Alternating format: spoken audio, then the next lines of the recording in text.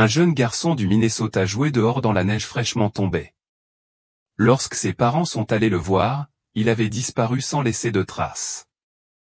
Mais 8 ans plus tard, son père jette un œil sous la niche du voisin et ce qu'il voit le glace. La petite ville de Maple Hollow, nichée au nord du Minnesota, était réputée pour sa communauté soudée et ses hivers rigoureux. Avec à peine 2000 habitants, c'était un endroit où chacun se connaissait, partageait ses peines et célébrait ses joies ensemble. La ville s'était toujours enorgueillie de sa sécurité et de son faible taux de criminalité. Les enfants jouaient librement dehors, les voisins laissaient leurs portes ouvertes et la communauté fonctionnait comme une famille élargie. Jusqu'à il y a 8 ans, lorsque Joshua Coulter a disparu sans laisser de traces. Par un froid samedi matin, tandis que les flocons de neige flottaient paresseusement dans l'air, Ethan Coulter était assis à sa table à manger, triant des documents de police. Ces papiers étaient devenus une présence familière dans leur maison, rapports, témoignages et pistes potentielles qui, finalement, ne menaient à rien. Son regard se posait parfois sur la fenêtre donnant sur leur jardin, où ses pensées revenaient inévitablement à ce jour fatidique. Sa femme, Claire, s'activait dans la maison, le bruit de son ménage rythmant ses pensées. Le simple fait de faire le ménage semblait lui procurer un sentiment de normalité, une occupation pour ses mains et son esprit. Malgré les années écoulées, leur maison semblait toujours suspendue dans le temps, attendant le retour de leur fils. « Tu continues à les trier ?» demanda Claire en passant avec un panier de linge. Ethan hocha la tête en feuilletant une autre pile de papier. L'inspecteur Palmer a dit qu'ils avaient reçu quelques nouvelles informations le mois dernier. Rien de substantiel, ajouta-t-il d'une voix s'éteignant.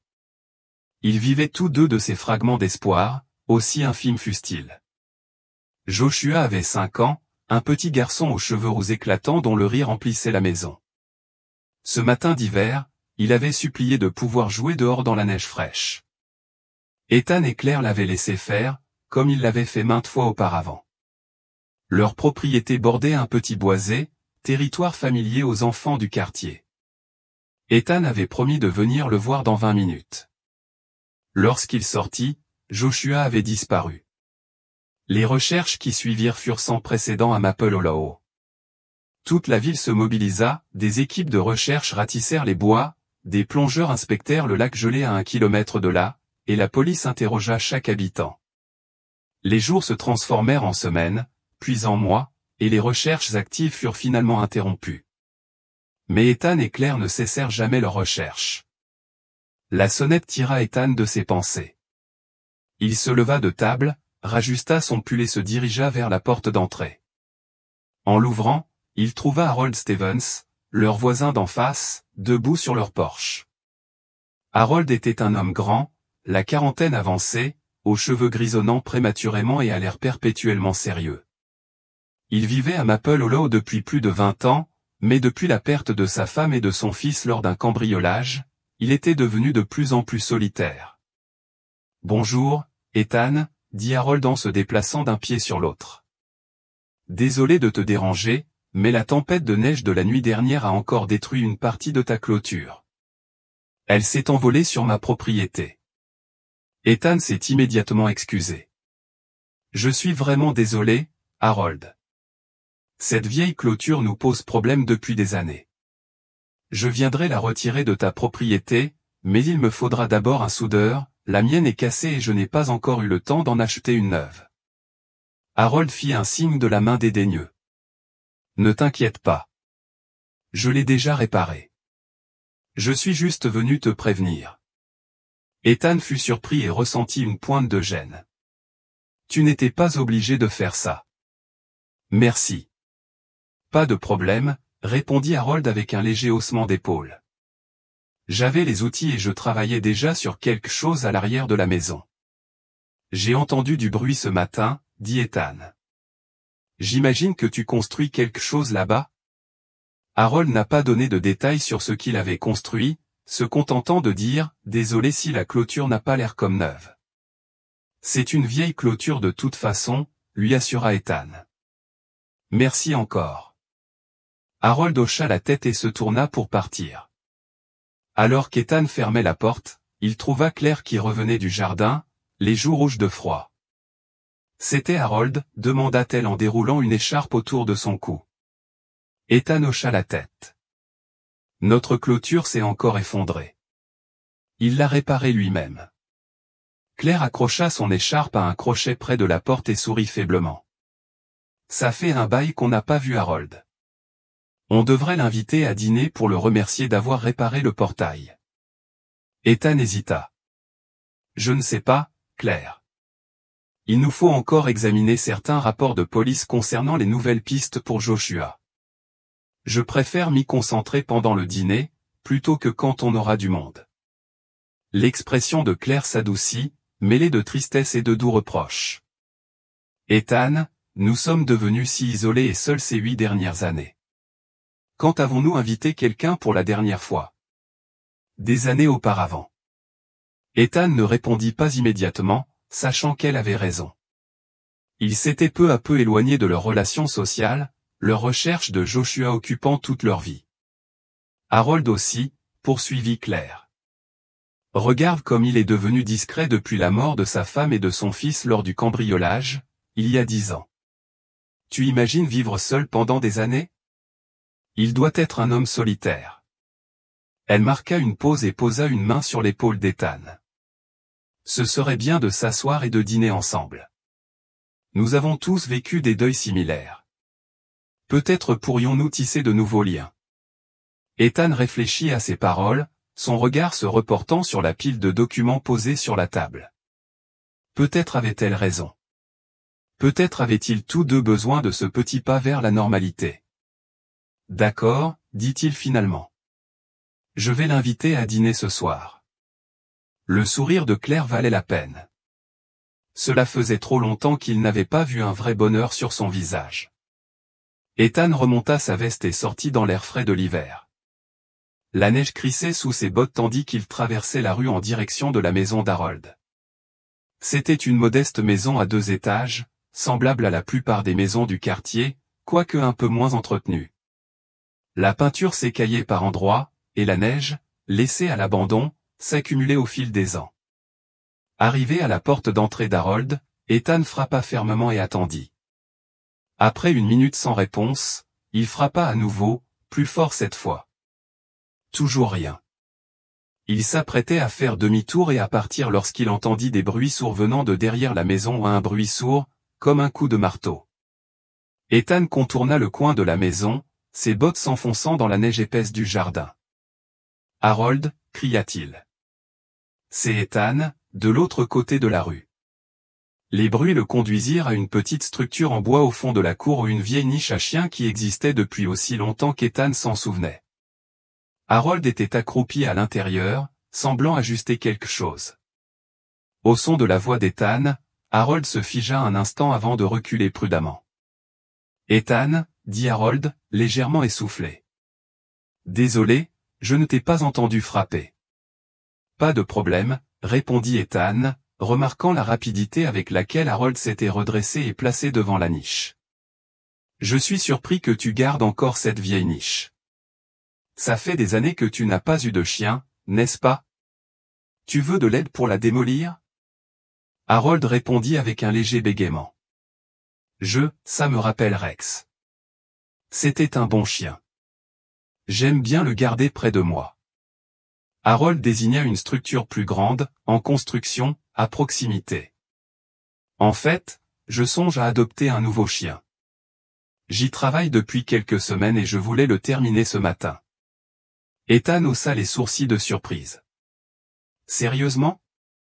Tu travailles encore par ce temps? C'est impressionnant, Harold.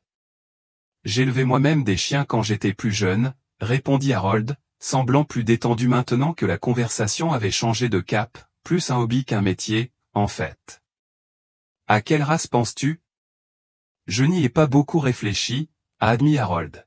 « Eh bien, Claire et moi voulions t'inviter à dîner ce soir, dit Ethan. Mais si ça ne te dérange pas, je pourrais t'aider à finir ce nouveau chenil ce matin, et ensuite, on pourrait aller chercher un chien ensemble. Je connais un éleveur dans le coin. » Harold réfléchit un instant avant d'acquiescer. « J'apprécierais. Je devrais pouvoir finir ça dans quelques heures, et le dîner me semble bon merci. Tandis qu'ils discutaient, Ethan remarqua qu'Harold jetait de temps en temps un coup d'œil à la vieille niche. Il y avait quelque chose d'étrange dans le comportement de son voisin, mais Ethan n'arrivait pas à le définir. Harold avait toujours été quelqu'un de réservé, surtout après sa tragédie, peut-être était-ce simplement dû à son malaise face à ses interactions sociales inattendues. « Super, je te laisse faire », dit Ethan en reculant d'un pas, « viens quand tu seras prêt à aller chez l'éleveur, et on se retrouve pour dîner vers 18h. » « À plus tard », répondit Harold, se retournant déjà vers la niche. En retraversant la rue, Ethan ne parvenait pas à se défaire d'un sentiment étrange. Leur interaction n'avait rien de suspect, Harold s'était montré parfaitement cordial, quoique un peu gêné. Pourtant, quelque chose clochait. Peut-être était-ce simplement la vue inhabituelle de son voisin reclus qui envisageait soudain d'adopter un nouvel animal de compagnie après des années de solitude, ou peut-être la singularité de quelqu'un travaillant le bois dans la neige. Arrivé devant sa porte, Ethan chassa ses pensées. Chacun gère le deuil différemment, et si Harold prenait enfin des mesures pour aller de l'avant, ce ne pouvait être qu'une bonne chose. Il entra chez lui, piétinant la neige de ses bottes dans l'entrée. Claire était dans le salon, en train de ranger les coussins et les magazines éparpillés au fil de la semaine. Il a dit oui au dîner, annonça Ethan en accrochant sa veste au crochet près de la porte. Le visage de Claire s'illumina. C'est merveilleux. À quelle heure dois-je l'attendre? Vers 6h, je crois, répondit Ethan. Tu sais ce qui est intéressant? Il construit une nouvelle niche et envisage d'adopter un chien. Je lui ai proposé de l'emmener chez un éleveur cet après-midi. Claire s'arrêta de ranger et leva les yeux avec une surprise sincère. Un chien après toutes ces années? Elle sourit pensivement. Tu vois, je t'avais bien dit qu'il devait se sentir seul. Adopter un animal de compagnie est un bon premier pas vers la guérison. Ethan retourna à la table où il avait laissé les documents de police. Je suppose que oui. C'est juste inattendu. Il a gardé cette vieille niche toutes ces années comme une sorte de mémorial. Claire reprit son ménage et se dirigea vers la cuisine. Maintenant, chacun trouve sa façon de passer à autre chose. À ce propos, il nous faut des provisions pour le dîner de ce soir. On commence à manquer de tout, et je veux préparer quelque chose de spécial. Ethan soupira doucement en regardant la pile de papier devant lui. Il espérait passer la matinée à examiner les nouvelles pistes, à rassembler ses idées avant que la semaine à venir ne le consume à nouveau. Tu peux aller chercher ce qu'il nous faut? J'aimerais vraiment finir ces documents aujourd'hui, si ça ne te dérange pas, demanda Claire. Je veux faire le ménage pour ce soir, et tu sais que je ne conduis pas bien par ce temps. Il fait trop froid pour marcher ou attendre le bus. Ethan regarda l'expression pleine d'espoir de sa femme et ressentit un pincement de culpabilité familier. Elle demandait si peu ces derniers temps, et c'était elle qui avait suggéré de renouer avec leur voisin un petit pas, certes, mais significatif, vers la normalité. D'accord, concéda-t-il. J'ai encore un peu de temps avant qu'Harold soit prêt à aller chez l'éleveur. Je ferai les courses, je déposerai tout ici, puis je partirai avec lui s'il est prêt. Le sourire reconnaissant de Claire valait bien le sacrifice de ses projets matinaux. Elle dressa rapidement une liste de courses, ajoutant des articles au fur et à mesure qu'elle inspectait le garde-manger et le réfrigérateur.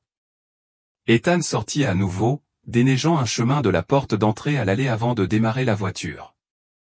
Il laissa le moteur tourner au ralenti un moment pour le réchauffer, son souffle se transformant en petits nuages dans l'air frais et vif. Alors qu'il s'apprêtait à sortir de l'allée, il remarqua Harold traverser la rue vers lui. « Ethan » appela Harold en s'approchant de la fenêtre de la voiture. Ethan baissa la vitre.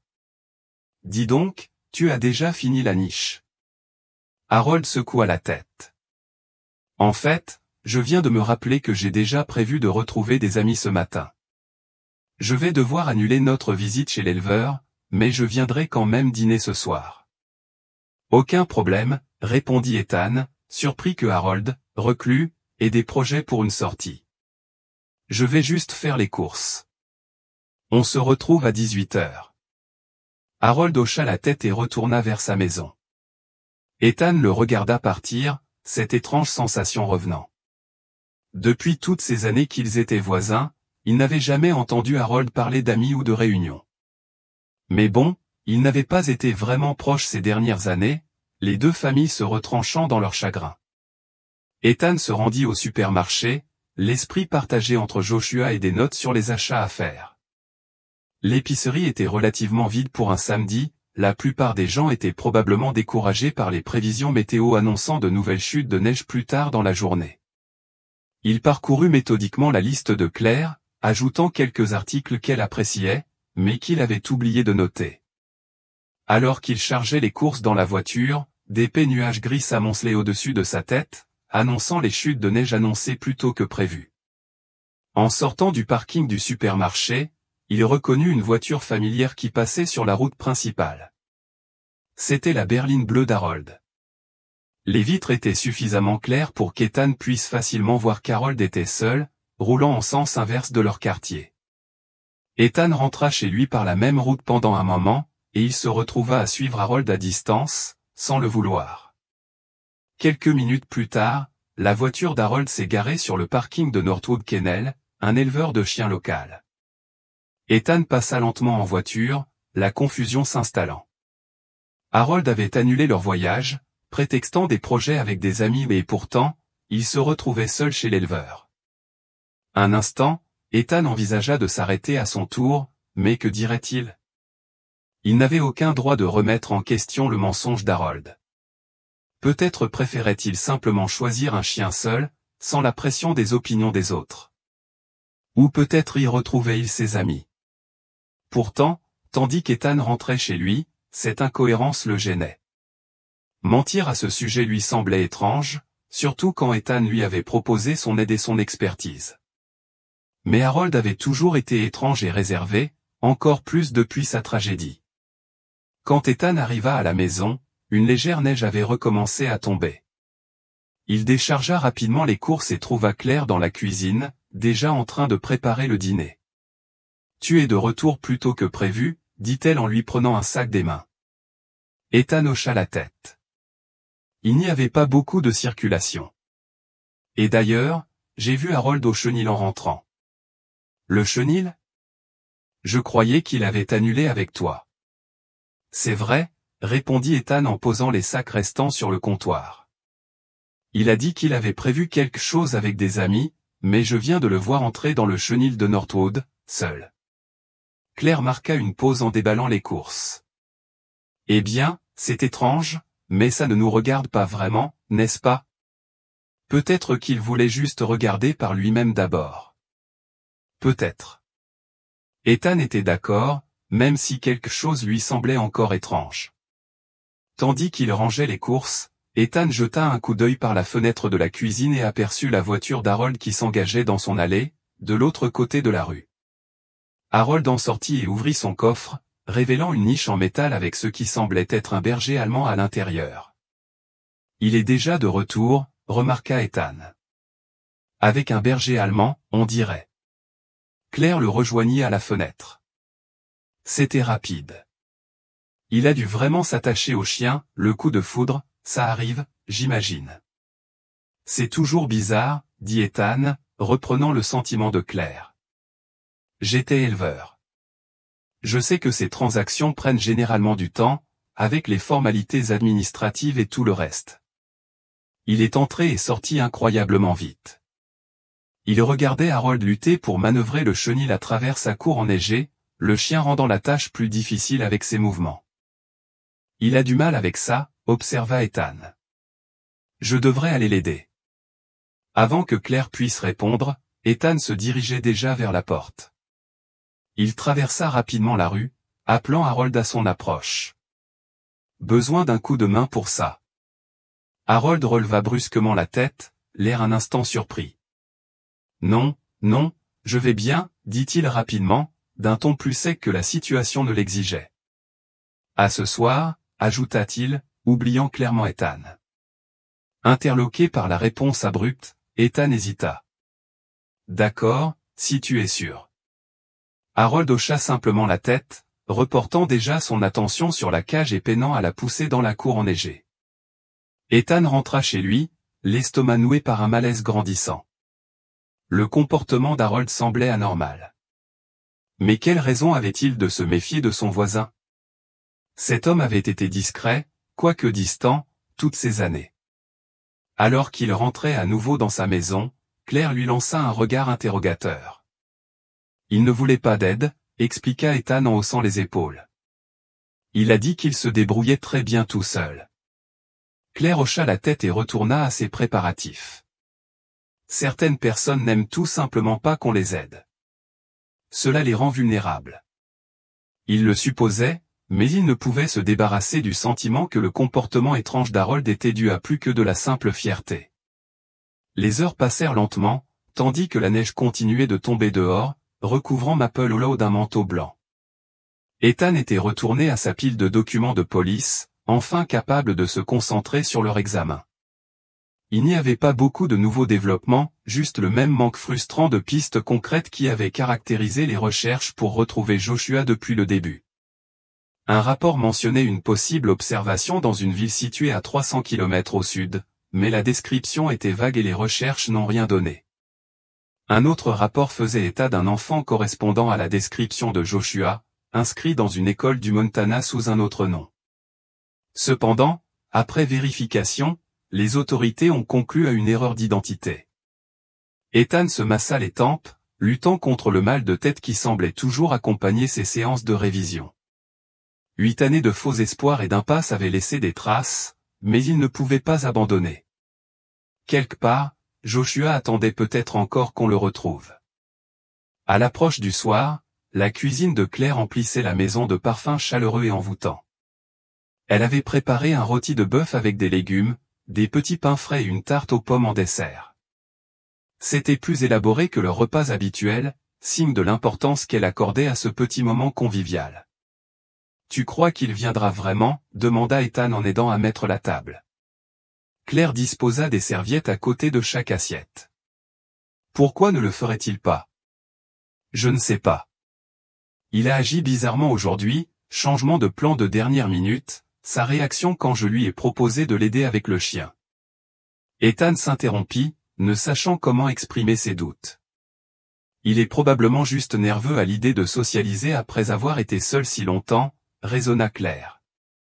Accordons-lui le bénéfice du doute. À 6 heures précises, la sonnette retentit. Harold se tenait sur leur porche, une bouteille de vin à la main, son manteau couvert de neige. « J'espère que Red va bien, » dit-il en tendant la bouteille à Ethan. « Parfait, merci, » répondit Ethan en s'écartant pour le laisser entrer. « Entrez, mettez-vous à l'abri du froid, » salua chaleureusement Claire Harold, prenant son manteau et le remerciant d'être venu.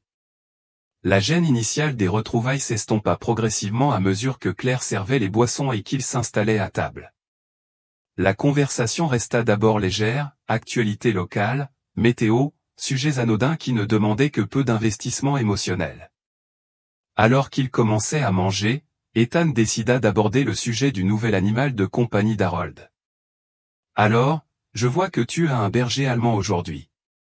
Comment s'adapte-t-il » La fourchette d'Harold s'arrêta à mi-chemin de sa bouche, et Ethan remarqua une légère tension dans sa posture. « C'est bon, je suis encore en train de m'adapter au nouvel environnement, » répondit Harold. C'était une petite visite rapide chez l'éleveur, dit Ethan d'un ton décontracté. Je t'ai vu venir par là en revenant du supermarché, juste après que tu aies parlé de retrouver des amis. Les yeux d'Harold clignèrent nerveusement. Je suis désolé. Mon emploi du temps est devenu imprévisible, mon ami a annulé à la dernière minute, et j'étais tellement excité à l'idée d'avoir un chien que je suis allé au chenil. Ethan hocha la tête en sirotant son vin. J'ai été surpris qu'ils aient tout traité si vite. Quand j'étais reproducteur, les formalités administratives prenaient généralement du temps. Harold s'agita sur sa chaise. En fait, je l'avais commandé il y a quelques jours. J'étais juste là pour le récupérer. L'explication semblait raisonnable, mais Ethan ne parvenait pas à oublier ce qui lui était revenu de ce matin-là. Harold avait dit qu'il ne savait même pas encore s'il voulait un chiot ou un chien de taille moyenne. Quelque chose dans l'attitude d'Harold maintenant, sa façon d'éviter le contact visuel direct, le léger tremblement de sa main lorsqu'il attrapa son verre laissait deviner un malaise plus profond qu'une simple gêne sociale. Sentant la tension monter, Claire changea doucement de sujet. « Harold, Ethan m'a dit que tu avais perdu ta femme et ton fils il y a 10 ans. Je suis vraiment désolé. Nous comprenons combien c'est difficile de perdre un membre de sa famille. » L'expression d'Harold s'adoucit légèrement. « Oui, ça a été difficile de vivre seul toutes ces années. On sait ce genre de douleur, dit Claire doucement. » Après la disparition de Joshua, elle ne put achever sa pensée. Harold devint soudain visiblement agité, le regard fixé sur la fenêtre où la neige tombait maintenant abondamment. « Je suis vraiment désolé, » l'interrompit-il. « Mais je crois que je devrais aller voir mon chien. Il neige plus fort maintenant, et les chiens peuvent être stressés par l'adaptation. » Il se leva brusquement. « J'ai bien peur de l'avoir laissé dehors dans la cage et d'avoir oublié de le rentrer avant de venir. » Ethan jeta un coup d'œil par la fenêtre pour observer la neige qui s'intensifiait. « Oui, tu as raison, le vent se lève aussi. Tu as besoin d'aide pour le rentrer. »« Non, non, » répondit rapidement Harold, presque paniqué par cette suggestion. « C'est un berger allemand et il pourrait être effrayé par les étrangers. Même moi, je commence à m'y habituer. Je m'en occuperai et je reviendrai quand j'aurai fini. » Claire se leva de sa chaise. « Bien sûr, assure-toi juste que ton chien est en sécurité. On habite juste en face. Tu n'auras pas à te précipiter s'il a besoin de ton attention. » Harold hocha la tête avec reconnaissance et se dirigea vers la porte, laissant son manteau accroché au porte-manteau dans sa hâte. Après son départ, Ethan et Claire retournèrent à la table, le départ soudain laissant une accalmie gênante dans la soirée. « C'était étrange, » a remarqué Ethan. Claire haussa les épaules et remplit leur verre de vin. « Il s'inquiète pour son animal. C'est compréhensible. »« Je suppose, » accepta Ethan à contre-cœur. Tandis qu'ils continuaient leur repas, Claire soupira doucement. « Ethan, imagine que je sois parti aussi et que tu doives aller travailler et t'occuper de la maison tout seul. Harold gère tout ça tout seul depuis 10 ans. Il doit être un homme responsable pour se soucier autant de son nouveau chien. Il mérite un peu de bonheur. » Le temps passa, et Harold ne revint pas. La tarte que Claire avait préparée resta intacte sur le comptoir, et la salle à manger se tut, à l'exception du tintement occasionnel des couverts. « Ce n'est pas grave s'il ne revient pas, » finit par dire Claire. « Le chien est nouveau, il a peut-être du mal à s'adapter. » Elle commença à débarrasser la table, mais s'arrêta en remarquant le manteau d'Harold toujours accroché près de la porte. « Oh, il a oublié son manteau. Il gèle dehors. » Ethan se leva. « Je vais le lui rapporter. » Claire hocha la tête, continuant de débarrasser la vaisselle tandis qu'Ethan prenait le manteau d'Harold et le sien avant de sortir dans la nuit enneigée. La neige crissait sous les bottes d'Ethan tandis qu'il traversait la rue, l'air froid mordant son visage exposé. Des flocons tourbillonnaient autour de lui, illuminés par les lampadaires comme de minuscules étoiles tombant sur terre. La maison d'Harold était plongée dans l'obscurité, à l'exception d'une faible lumière visible depuis ce qu'Ethan supposait être la cuisine à l'arrière. Il s'approcha de la porte d'entrée et frappa fermement, tenant le manteau d'Harold plié sur son bras. Après avoir attendu près d'1 minute sans réponse, il frappa à nouveau, plus fort cette fois. Toujours rien. Ethan fronça les sourcils et jeta un coup d'œil à sa montre. Cela faisait plus d'1 demi-heure qu'Harold avait quitté la maison. Ça ne devrait sûrement pas prendre autant de temps de rentrer un chien, même si c'était difficile. Comme il. Ethan se tenait là, réfléchissant à la marche à suivre, lorsqu'un aboiement distinct retentit dans le jardin. Le chien était encore dehors par ce temps.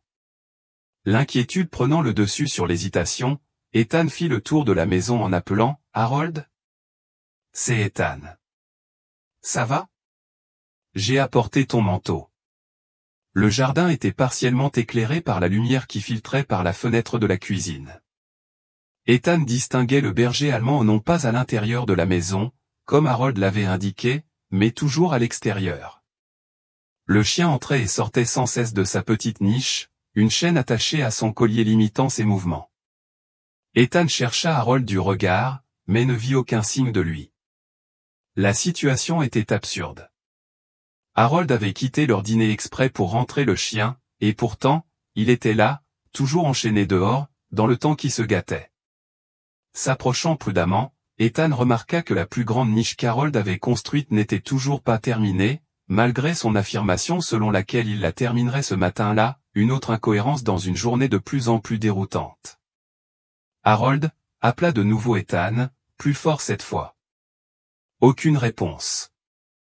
Il jeta un coup d'œil par la fenêtre de la cuisine, mais ne vit aucun mouvement à l'intérieur. La voiture d'Harold était toujours garée dans l'allée, et avec ce temps et cette heure, il semblait peu probable qu'il soit allé ou que ce soit à pied, surtout sans son manteau. Ethan sortit son téléphone et composa le numéro d'Harold. L'appel tomba directement sur la messagerie après plusieurs sonneries. Un malaise grandissant s'installa dans son estomac. Alors qu'il rangeait son téléphone, le berger allemand se mit soudain à aboyer plus intensément. Au début, Ethan pensa que le chien réagissait à sa présence, mais en observant plus attentivement, il réalisa que l'animal dirigeait son attention vers la petite niche, alternant aboiement et gémissement. Gardant une distance de sécurité, Ethan se déplaça pour avoir un meilleur angle de vue sur la niche. De sa nouvelle position, il aperçut quelque chose qu'il n'avait pas remarqué auparavant, un panneau de bois au sol, apparemment mobile, surmonté d'un cadenas déverrouillé. Il y avait aussi un éclat métallique qui pouvait être une poignée encastrée dans le panneau. Fort de son expérience avec les animaux acquise lors de ses années d'élevage, Ethan s'approcha prudemment du berger allemand, lui parlant d'une voix basse et apaisante. Le chien, apparemment plus angoissé qu'agressif, laissa Ethan s'approcher suffisamment pour détacher la chaîne du collier et la rattacher à un poteau à quelques mètres de la niche. Le chien étant à bonne distance, Ethan s'agenouilla et regarda à l'intérieur de la petite structure. Ce qu'il avait d'abord pris pour un simple plancher de niche était en réalité une trappe sophistiquée. La poignée et le loquet en métal rappelaient les anciens bunkers de guerre qu'il avait vus dans des documentaires historiques. Une sensation de froid l'envahit, rien à voir avec l'air hivernal. Pourquoi Harold avait-il un bunker caché sous une niche? Et pourquoi avait-il été si secret et évasif toute la journée? Ethan se leva et recula, l'esprit en ébullition. Il avait besoin de parler à Claire. Fouillant son téléphone, il composa le numéro de la maison. Claire, dit-il lorsqu'elle répondit, la voix tendue. J'ai trouvé quelque chose d'étrange dans le jardin d'Harold. Il y a une sorte de bunker ou de cave sous la niche. Un bunker? La surprise de Claire était évidente. Que veux-tu dire? Il y a une trappe dans le sol avec une poignée et un loquet, comme dans les vieux bunkers de guerre. Le chien est toujours dehors, enchaîné, et je ne trouve Harold nulle part. Il ne répond pas au téléphone, et sa voiture est toujours là. Il y eut un silence avant que Claire ne réponde. Ça a l'air inquiétant. Tu crois qu'il est là-dessous? Peut-être qu'il est tombé ou qu'il s'est retrouvé coincé. Je ne sais pas, admit Ethan. Le cadenas de la porte n'est pas verrouillé, ce qui signifie que quelqu'un pourrait être en bas. Mais pourquoi construire une niche au-dessus de l'entrée d'un bunker? Ça n'a aucun sens. Ça pourrait être dangereux, prévint Claire. On devrait peut-être appeler la police, par précaution. La batterie de ton téléphone était faible tout à l'heure, je m'occupe de l'appel. Ethan hocha la tête, même si elle ne le voyait pas, d'accord, mais dis-leur que c'est juste un chèque d'aide sociale. J'ai peur qu'Harold ait des ennuis là-bas. Je n'arrive pas à le joindre, et sa maison est fermée à clé, mais sa voiture est là. Promets-moi de ne pas y aller. Rentre à la maison et nous attendrons la police ensemble, je te le promets, insista Claire. Je reviens tout de suite. Il raccrocha et jeta un dernier coup d'œil à la trappe. Sa raison savait qu'il devait suivre le conseil de Claire et attendre les autorités, mais une autre partie, celle qui cherchait des réponses depuis 8 longues années ou était attirée par le mystère caché sous la niche. Avant qu'il puisse prendre une décision, un bruit retentit dans le bunker, un bruit métallique, comme si quelqu'un montait une échelle ou un escalier. Ethan se figea, le regard fixé sur la trappe, restée fermée. Les bruits devinrent plus forts et plus clairs, sans équivoque, des pas sur des barreaux métalliques. Puis, avec un grincement, le panneau de bois bougea et le cadenas tomba sur le côté tandis que le couvercle s'ouvrait. Harold émergea, rampant maladroitement hors de l'espace étroit. Lorsqu'il se redressa et vit Ethan debout, son visage exprima une profonde stupeur, rapidement suivie d'une expression plus sombre, la peur? La colère? Difficile à dire dans la pénombre. Ethan, dit Harold d'une voix soigneusement maîtrisée, mais avec une pointe de tension. Que fais-tu ici? Ethan leva le manteau. Tu l'as laissé chez nous. Comme tu n'es pas revenu, j'ai pensé te l'apporter. Il marqua une pause, puis ajouta, j'étais inquiet quand tu n'as pas ouvert la porte et que j'ai entendu le chien aboyer. Il fait encore froid dehors. Harold prit le manteau des mains d'Ethan d'un geste lent et posé. Merci. Oui, pour le chien, il ne s'habitue toujours pas vraiment à moi. Je ne suis plus très sûr de vouloir le rentrer. J'espère que tu comprends. Ethan ne put s'en empêcher. Il regarda ostensiblement la trappe ouverte. Qu'est-ce qu'il y a là-dessous, Harold? Harold se raidit, l'air réservé. Rien qui te concerne. Je te cherchais, insista Ethan. J'ai commencé à m'inquiéter quand tu n'as pas répondu au téléphone ni ouvert la porte. Ta voiture est là, mais tu n'y étais pas. Harold ne répondit pas directement. Il jeta un coup d'œil au berger allemand. Tu as déplacé mon chien. Il était agité et n'arrêtait pas d'aboyer à la porte du bunker, expliqua Ethan. Je l'ai déplacé pour le calmer. La mâchoire d'Harold se serra visiblement. Ethan décida d'être direct. Pourquoi m'as-tu menti toute la journée, Harold? Tu as dit que tu ramènerais ton chien à l'intérieur, mais il est toujours dehors. Tu as dit que tu finirais cette grande niche ce matin, mais elle est à peine commencée. Tu as prétendu retrouver des amis quand tu es allé seul chez l'éleveur. Ethan marqua une pause, observant l'expression de plus en plus agitée d'Harold. Que se passe-t-il vraiment? Pendant un instant, seul le silence régna, brisé par le vent et les gémissements occasionnels du berger allemand. Puis, sans prévenir, Harold se précipita en avant. Ethan eut à peine le temps de réagir qu'Harold le percuta, l'agrippant par sa veste et le poussant en arrière avec une force inattendue. Ils se débattirent dans la neige. Le visage d'Harold se crispa, mêlé de rage et de peur. Tu aurais dû te mêler de tes affaires, grogna-t-il en assenant un coup de poing puissant au ventre d'Ethan. Le coup lui coupa le souffle, mais des années de travail physique l'avaient gardé fort malgré son chagrin. Il parvint à bloquer le coup de coude d'Harold et à repousser l'homme. Que caches-tu, Harold? Demanda Ethan en tournant autour de lui avec lassitude et en gardant ses distances. Harold ne répondit pas. Au lieu de cela, il chargea de nouveau, enfonçant son genou dans le ventre d'Ethan au moment où ils se percutèrent.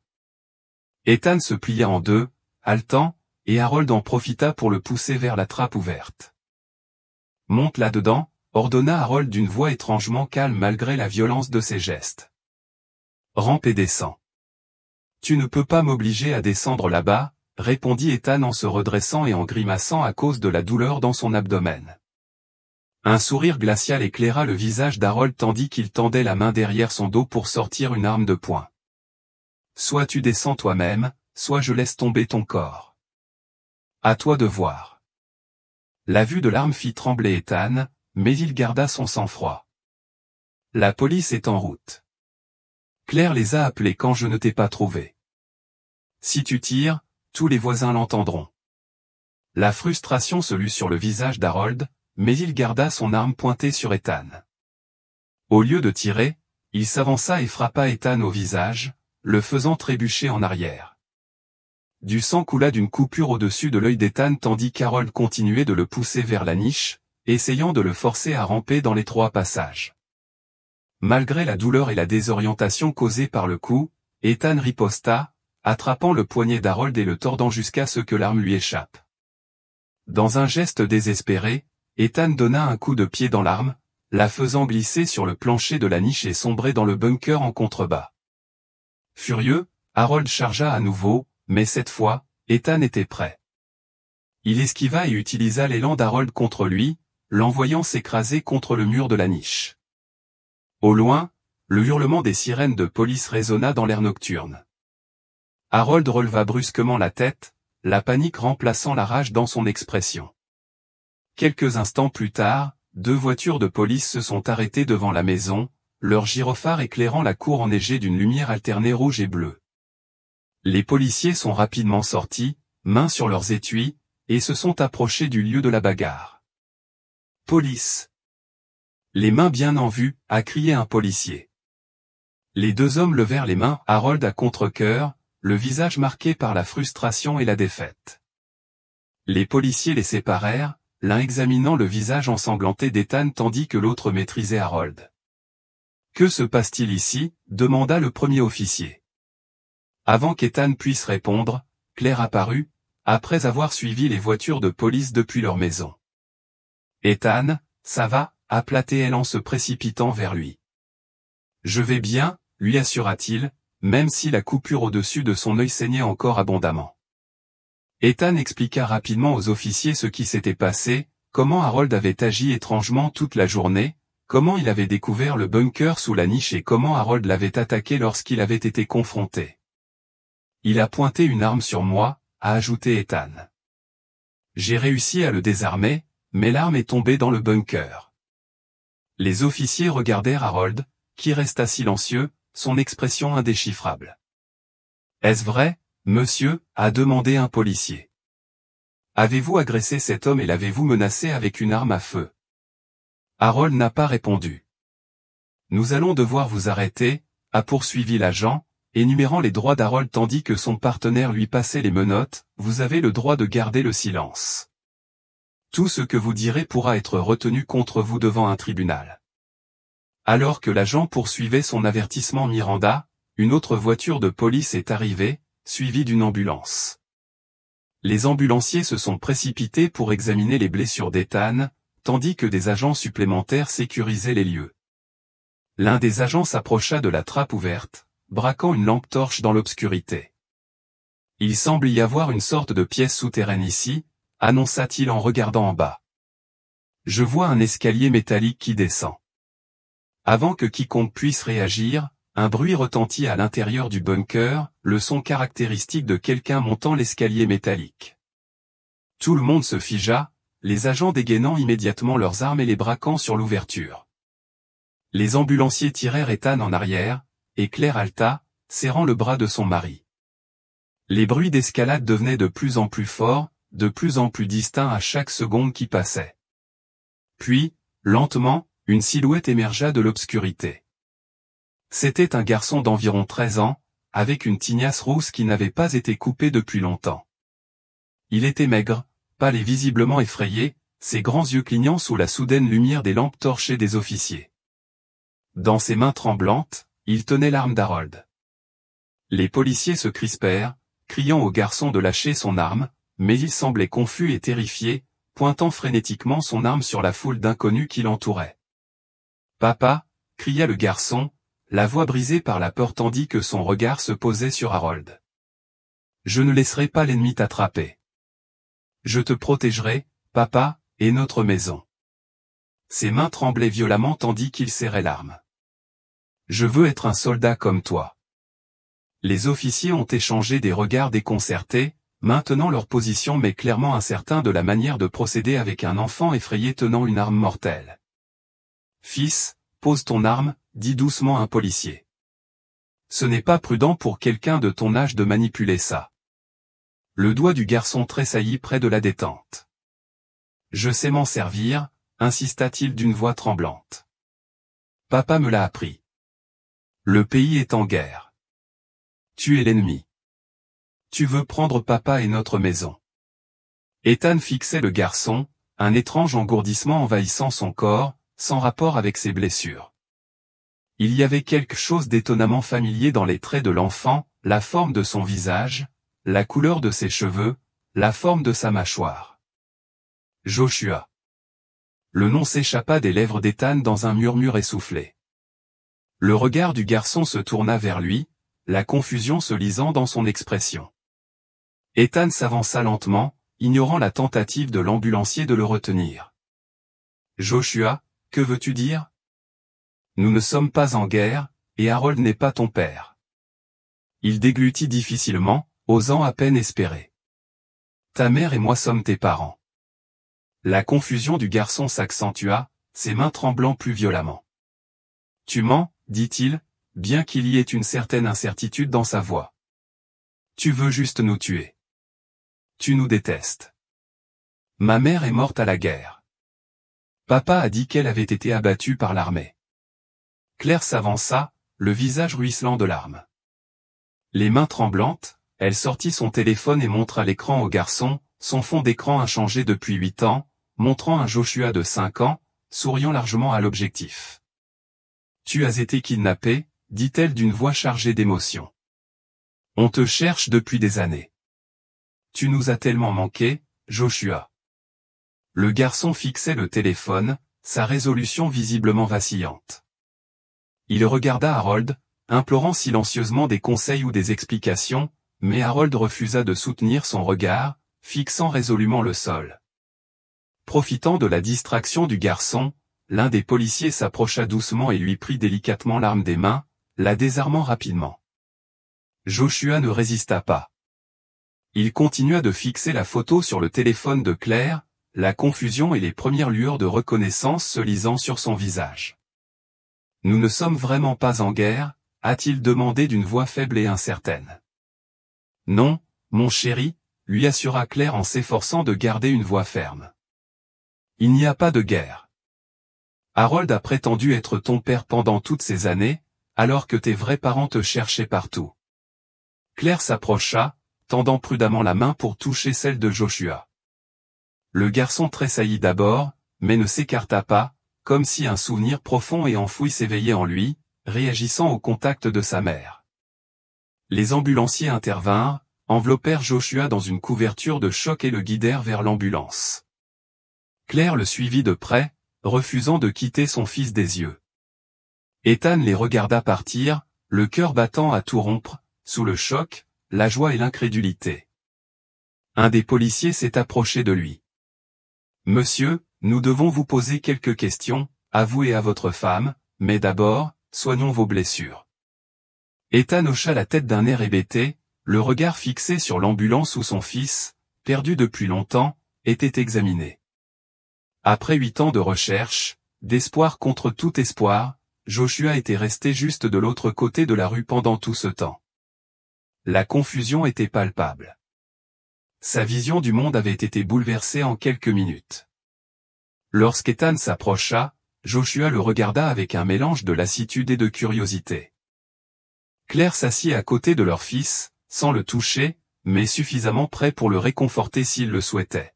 « Comment te sens-tu » demanda doucement Ethan, veillant à ne pas le submerger. Joshua haussa les épaules, son regard passant d'Ethan au policier à proximité. « Je ne sais pas, » admit-il. « Tout est différent de ce que papa, enfin, de ce que Harold m'a dit. » L'un des officiers, une femme au visage bienveillant qui s'était présentée comme l'inspectrice Martinez, était assise en face de Joshua, un bloc-notes à la main. « Joshua, je sais que c'est déroutant, mais peux-tu nous raconter un peu comment c'était de vivre avec Harold ? T'a-t-il déjà fait du mal ?» Joshua secoua la tête. Il m'entraînait vraiment dur, entraînement physique et, récemment, maniement de l'arme. Il marqua une pause, fronçant les sourcils. Il m'a dit que je devais apprendre à me protéger pour quand il ne serait plus là. Il a dit que la guerre durerait longtemps. Il m'a dit de me cacher au fond du bunker parce que la situation empirait là-bas. Sais-tu en quelle année on est ? Demanda doucement l'inspecteur Martinez. Le garçon hésita. Papa Harold a dit que ça n'avait pas d'importance là-bas. Le temps fonctionne différemment en temps de guerre. On est en 2007. L'inspecteur l'informa, tu as disparu depuis 8 ans. Te souviens-tu de l'endroit où tu vivais avant le bunker ? Joshua fronça les sourcils, concentré. Je ne sais pas. Je suis dans le bunker depuis aussi longtemps que je me souvienne. Harold a dit que c'était trop dangereux dehors à cause de la guerre. Il regarda autour de lui le quartier paisible, quoique enneigé. Mais il n'y a pas de guerre, n'est-ce pas? Non, confirma doucement Ethan.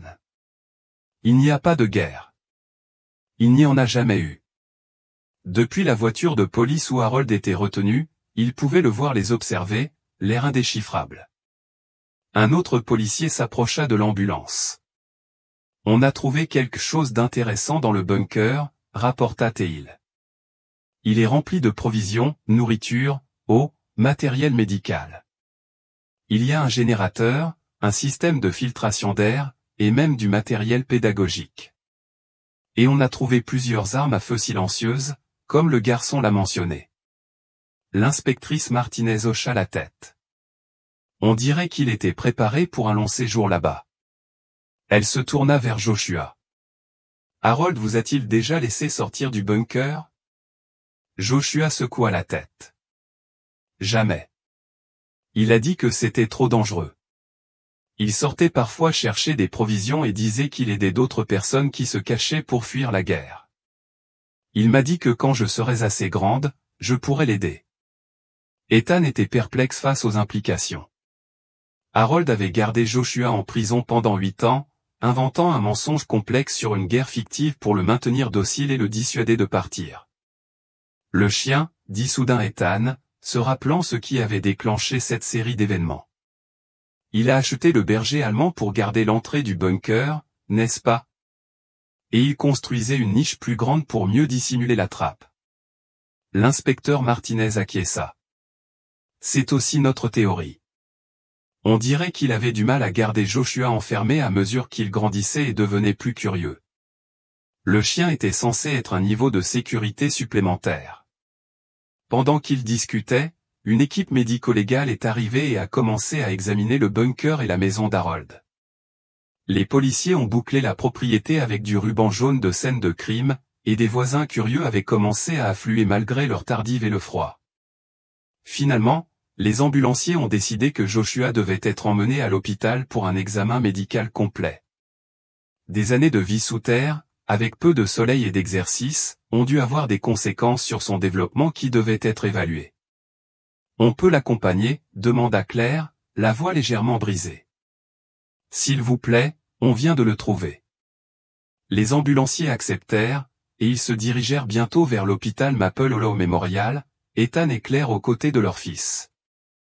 Ils gardèrent une distance respectueuse, conscients que pour Joshua, malgré leur lien biologique, ils restaient des étrangers. À l'hôpital, les médecins procédèrent à un examen approfondi tandis qu'Ethan et Claire attendaient anxieusement. L'inspectrice Martinez les rejoignit, l'air grave. Harold ne dit pas grand-chose, mais d'après ce que nous avons rassemblé et ce que Joshua nous a dit, il semble qu'il ait kidnappé votre fils le jour de sa disparition. Il se trouve qu'il avait ce vieux bunker de guerre sur sa propriété et qu'il a construit la niche juste au-dessus, sans que nous sachions pourquoi. Peut-être en réaction à sa propre tragédie familiale.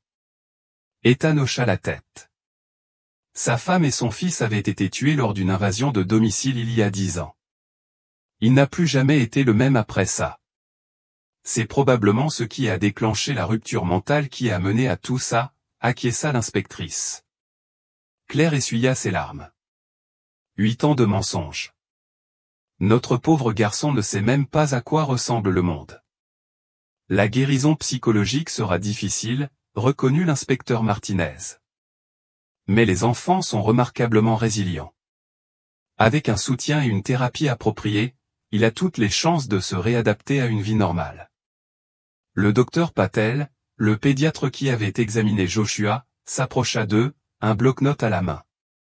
Physiquement, il est mal nourri et présente des signes de carence en vitamine D, ce qui est normal vu les circonstances.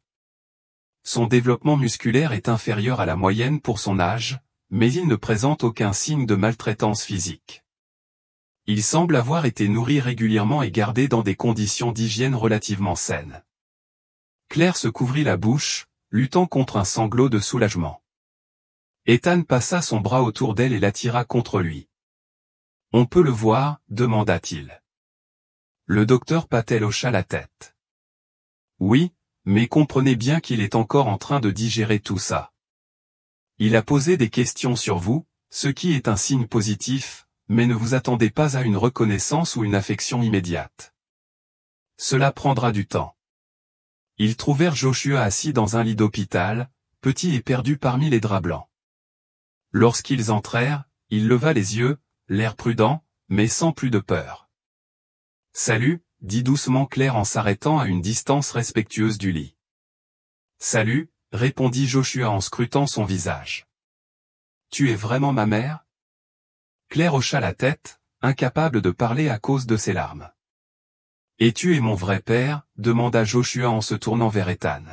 « Oui », confirma Ethan d'une voix chargée d'émotion. « Nous te cherchons depuis ta disparition.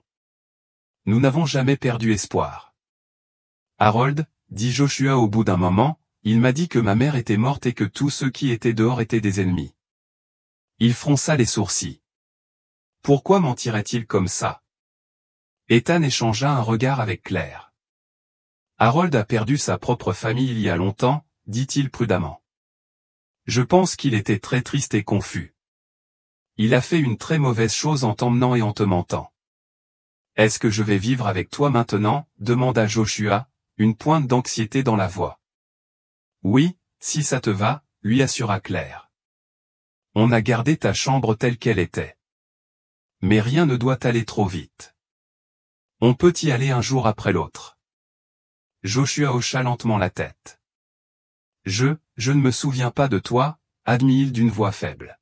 « Mais quand j'ai vu ta photo... » Sa voix s'éteignit, incertaine. « Ce n'est pas grave, » lui assura Ethan.